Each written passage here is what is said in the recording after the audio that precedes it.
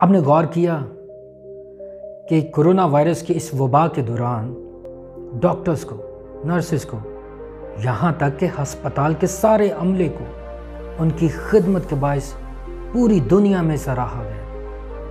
جانتے ہیں کیوں؟ کیونکہ انہوں نے زندگی بچانے کا کام کیا۔